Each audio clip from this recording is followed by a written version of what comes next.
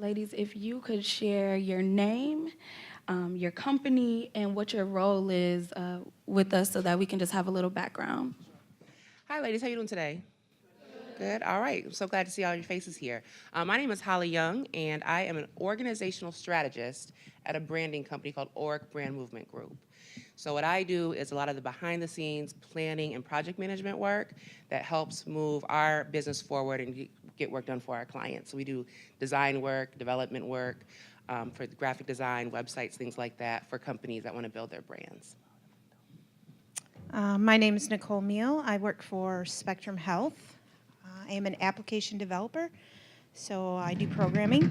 I try and automate things that would normally be done by a human so that that person can dedicate their time elsewhere. So like delivering an application to a computer, you would think that you have to log onto the computer, put in a CD, or go to a website and download it. We have automated that so somebody can just order access and applications that they need, and then they can walk away and our systems just automatically deliver it to that computer. We do the same thing for work orders, automate routing them to different teams to fulfill work so that nobody has to manually figure out where that stuff goes. So it's pretty much how I spend my day, just trying to make others' lives easier through automation. Okay, I'm gonna jump in really quickly because it is the morning and we want to shake it up, wake up a little bit. So I'm gonna jump in because Holly was being really modest. She made her job sound really professional. When I see Holly, she is at photo shoots, she is at video shoots, she is throwing parties. Okay, and so I want you to just share with them how that ties into your design, how that ties in, because I really want them to get an idea of if those are the things that you would like to do, what is the background? So you do the background work and then you're able to enjoy the front facing part that everyone sees. So if I can backtrack that a little bit, that would be great. All right. So for the marketing branding company we have, we also run a podcast called Entrepreneurial Gold.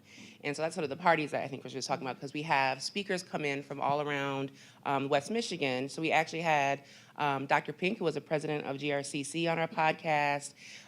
We've had the president of Mercy Health on our podcast.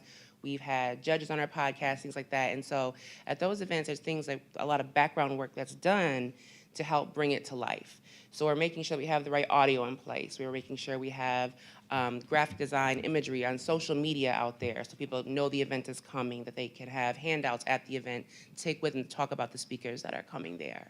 From a background perspective, to get into what I'm doing now, my story is kind of long and lots of loops and turns, but really it was being very comfortable talking in front of people and getting in front of people. It also was being willing to take some risks because my background wasn't in like event planning or I didn't feel it was very technical when I started. As I look at it now as an adult looking back on it, tech was really involved in almost everything I did without realizing it. So like when Kristian talks about Snapchat or Instagram being tech, in my mind I don't think of those things as tech right off the bat, but I know that they are.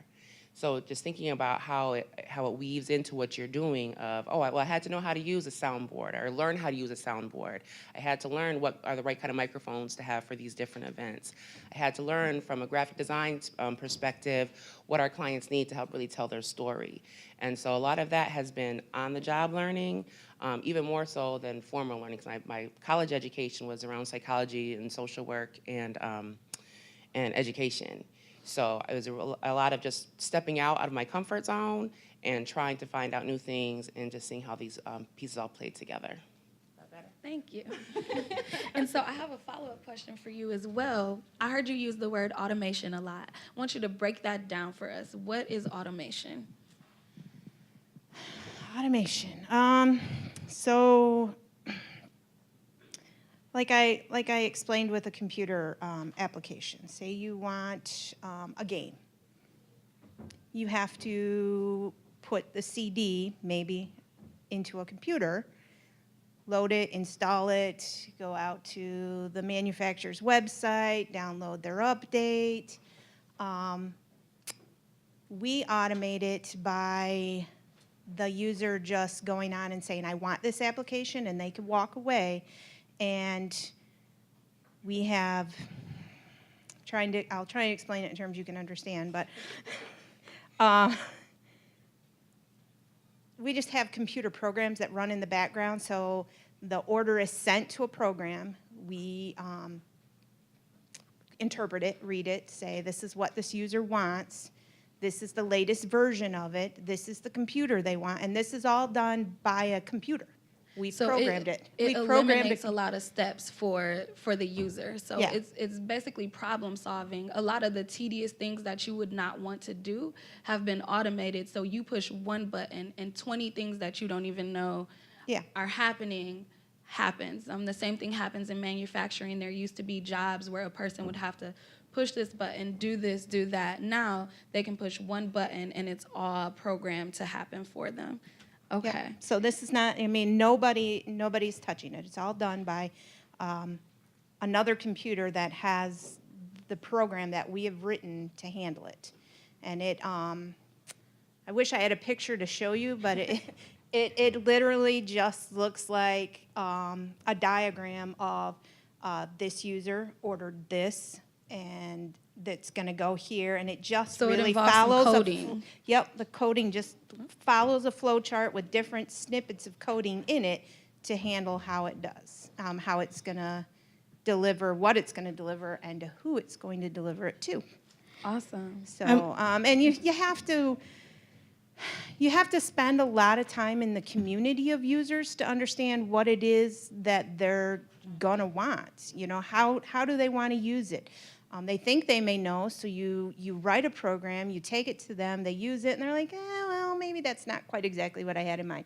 So then you have to go back and you redo some things and you bring it back. So in our catalog development, which is what I'm kind of talking about, which is similar to shopping on Amazon, we spent 18 months developing that to get it to the user experience that we were looking for. And the reason why it's so important for us to have diversity, not just in what we look like, but in having women in the field, not just men, is because the user experience is really important. If you guys are logging on to applications or using programs and only men have created them, the way that a man looks at something, have you guys ever said something to a boy and he heard something totally different? Yes? And you're like, that's not what I said. Or you get halfway through and he's like, I got it. And you're like, no, you don't. You have no idea what I was just trying to say. Well, if men are the only ones who are building these programs, then they aren't thinking about what our user experience is going to be. You need a woman in the mix who's like, hold on, nope, that's not what's supposed to happen. That's not what it's supposed to look like. And you need them there in the beginning stage so that things are built correctly. And so that's something I really thought about when she's talking about the user experience, when she's talking about it taking 18 months. If everybody's not represented at the table, it's going to take a long time to get something done. Because they're going to say, oh, we didn't think about that. Oh, we have to rebuild this. We have to redo that. And if you guys are at the table using your voice, you can be like, you know what? The people who look like me, the people who grew up where I grew up from, that's not how they want to use this app. They don't want to buy that. They don't care about that. This is what they want. And so it's really important for you guys to be that voice. And so I'm sorry, I stopped the mic before it came down to you. Please give us an introduction of who you are and what you do. My name is Joanna Udo. I also work for Spectrum Health. I am a systems engineer, and I know that doesn't mean anything to any of you, but what I currently do is support the phone systems for Spectrum Health. So if you or your family members or your friends have ever called the hospital, you would call a particular number, it would give you a menu in front of it, what we call menu, but it would be something like, to reach Dr. So-and-so, press 1, to reach this other doctor, press 2, or to schedule appointment, whatever. My job is actually to put the systems in place for that, and also make sure, create those menu, put option 1 to this phone number, because what it's really doing is it's sending all of those, when you select that option, it takes you to a complete different phone number. So part of my job is I talk to the users and figure out what is it that they want, how many departments do they want on this one line, and who's going to be answering it. And we have it all set up so when you call, you're able to reach the correct department without having to have like 20 different numbers and have to figure out who it is that you need to call, when you can just call one number and somebody would easily be able to send you through. In addition to that, my space is actually called Unified Communications, and the reason why we call it that is because it's not just phones. We have instant messaging, which is like your Facebook, but for the workplace. We also have video conferences. You can visit your doctor via video if you can make it in, and it's just like a big FaceTime. But we also use it for meetings, interviews, and we can have like 500 people on one FaceTime call, which is something you can't do on your phone because you can always only FaceTime one person. And that's pretty much what I do every day. It's a lot of fun. How many people would want to FaceTime 500 of their friends at one time? I don't even know if I have 500 friends. I mean, I do know that I don't, so. Have you checked your Facebook friends list? Everybody on Facebook is not your friend. That's a whole different topic. Okay, so my next question, let's start, well, I'll throw this out there and you can answer. But why is technology important for our young ladies? Why should they be excited about it? Not why is it important, but why should they be excited about it? I think that the excitement for you guys should come in that you have only ever had technology in your life. When I was in high school, we had one computer, and it was, the screen was black and the words were green, and that was it. And they made pictures using X's and Y's and other letters to make a picture. And the game we had was called the Oregon Trail, and that was it. And so, just like the dean was talking about, you guys are just growing up in this space, and you can really make it and shape it into being anything you want it to be. You guys are as smart as any generation has ever been. Your creativity is still peaking, and so really the world is in your hand. So I think you should just be excited about it because you can really take it and shape it and make it into whatever you want it to be.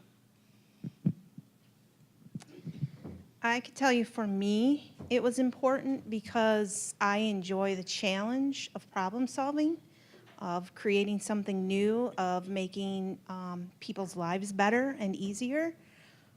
I think that you should not allow yourself to be held back by anything, and if it's something that truly interests you, you should go for it.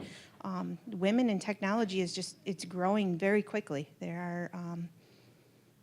We are welcome there. Where we didn't feel so welcome before, we are welcome there. We have a lot to add and give, and I encourage anybody to go for it.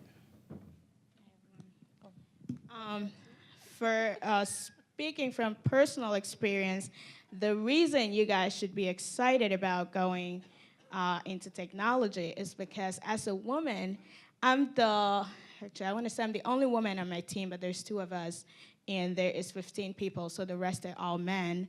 I'd love for your generation to be able to look around and have more than just you or one other person in the whole building sometimes.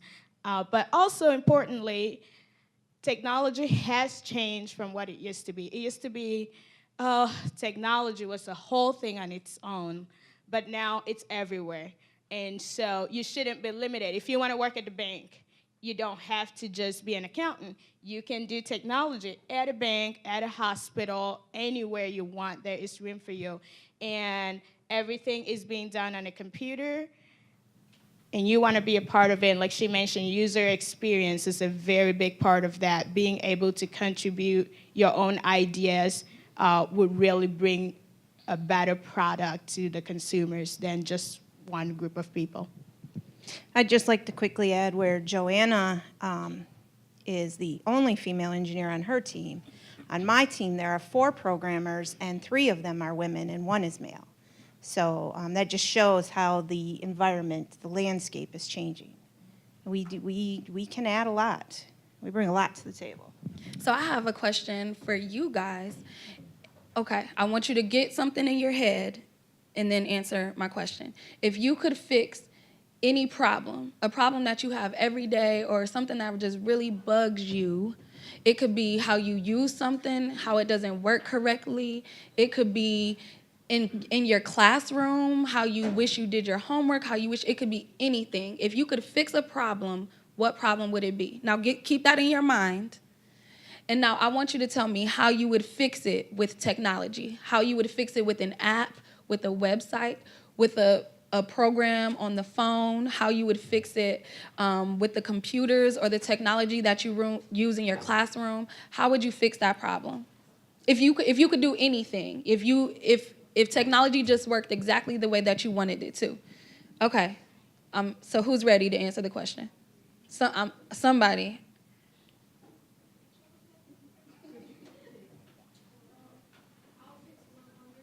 You would fix world hunger. And what type of technology would you use to fix it? Anything, just make it up. It doesn't have to make sense yet. A donation app.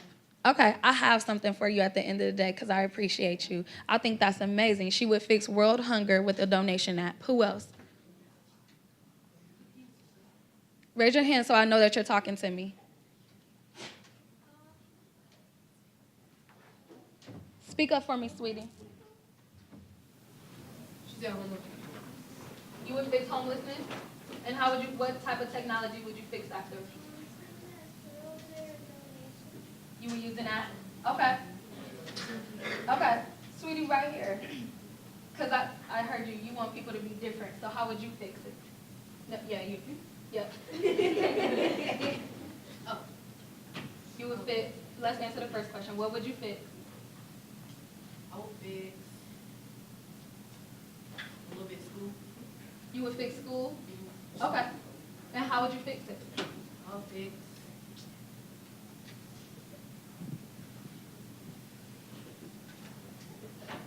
Yeah, think about it. I'm gonna come back. And I'm not even being funny because you are the people who need to fix the problems, right? You're in school every day.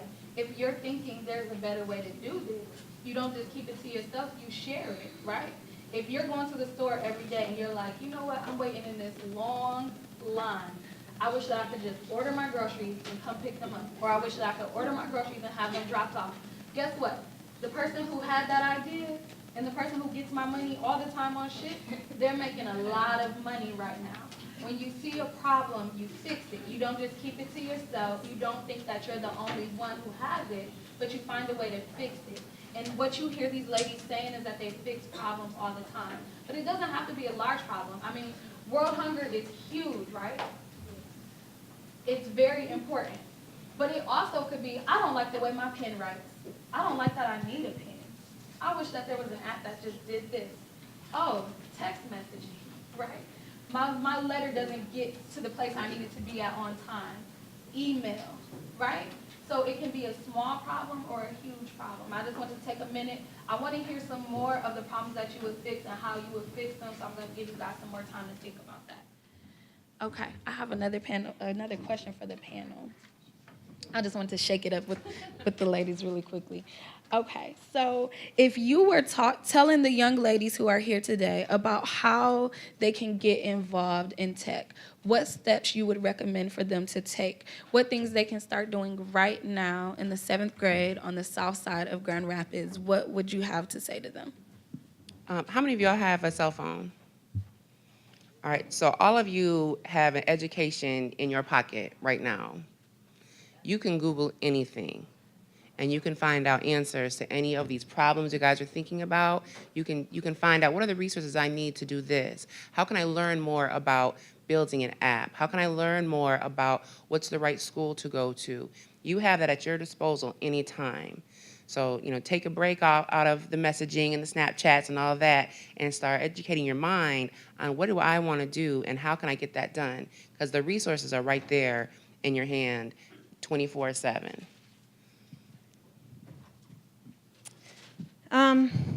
Again, online, you guys do have the resources. As far as programming goes, there are many online programs that are free, such as W3 Schools, that offer various different programming languages, and they have the, you don't need to buy any applications. You do it all right there on their website, and you can explore different programming opportunities to see what interests you, to see how it works, to see what you can do. So just get out there and explore and see what's out there. I would say, kind of echo what this first person said. Be the makers of technology. Don't be the users, just the users. That's one of the things that we hear a lot these days. Everyone's like, well, you kids already know a lot about technology, but all you are doing is just being a user. While somebody made Snapchat and you can make another app, I would recommend, because all of you have cell phones, to go to hourofcode.org. They have things for every age. I believe it's ages 3 through 100.